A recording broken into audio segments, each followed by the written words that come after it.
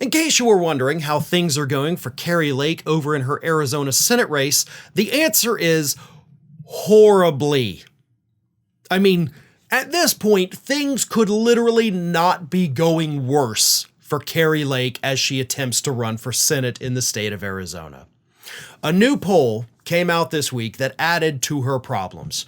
According to this new poll, she is losing to Democratic challenger Ruben Gallego by 7 points. Now, to be fair, that's only if Kyrsten Sinema doesn't enter the race. Without Kyrsten Sinema, Gallego beats Lake by 7 points. So we do have to factor in that wild card of whether or not Kyrsten Sinema is going to run for re-election as an independent. And when that is factored into these numbers, Gallego beats Lake by only 6 points.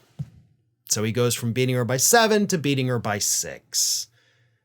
So Gallego at the moment's got this in the bag. Like, losing 1 point if a third high-profile candidate enters the race, that's remarkable. You would expect that number to go from like 7 to 2, or maybe even flip and have Lake in the lead. But nope, Gallego only loses 1 point if Sinema is in the race. Lake is so hated in Arizona that she cannot pull this off. And there's a lot of reasons she's hated, and it's not just because of her refusal to concede that she lost the 2022 gubernatorial race. There's lots of other factors. Another fun story that played itself out this past week was her trying to make peace with Meghan McCain after calling her late father, John McCain, a loser back in 2022. And, of course, the day before the election, telling all the McCain Republicans to get the hell out of the GOP. She tried to extend the olive branch to Meghan McCain this week, who told her, quote, "No peace, bitch. We see you for who you are and are repulsed by it." So that was a fun, interesting thing. And it is worth noting, by the way, that the McCain family, John McCain, obviously, is still very well respected in Arizona. They love him. Even though he's been gone for years now, they still love him, and that name is highly revered and respected. And for Kari Lake to disrespect it and then get basically, slapped down by Meghan McCain herself, that's a big problem for Kari Lake. Another problem she has is obviously the more recent story about her recording secret conversations with the chair of the state Republican Party, essentially bribing her to get out of the race, and then he had to resign, and so the establishment Republicans in Arizona are pissed off about that. And then, you have all the stuff left over from 2022, her embarrassing the state repeatedly. So, yeah. Oh, I almost forgot to mention the fact that her campaign is bankrupt.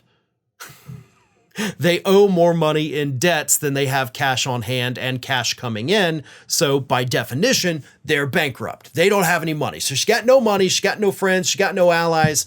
She got no chance of beating Gallego. And here's where things get even funnier. In this same poll that showed Gallego beating Lake by 7 points, it also showed these same voters going for Trump over Biden.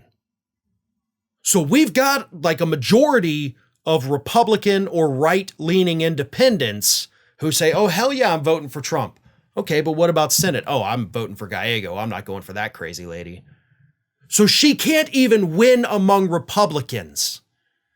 Now, I would like to say that when that happens, this is going to be the end of Kari Lake and we don't have to talk about her anymore. But I thought that after 2022, and look at where we are now. So Lake is preparing to lose her second statewide race in Arizona. And if the previous loss is any indication, she'll do nothing but piss and moan about it for the next at least 2 years. So it may be over for her electorally, but she'll still be out there whining about it for years to come.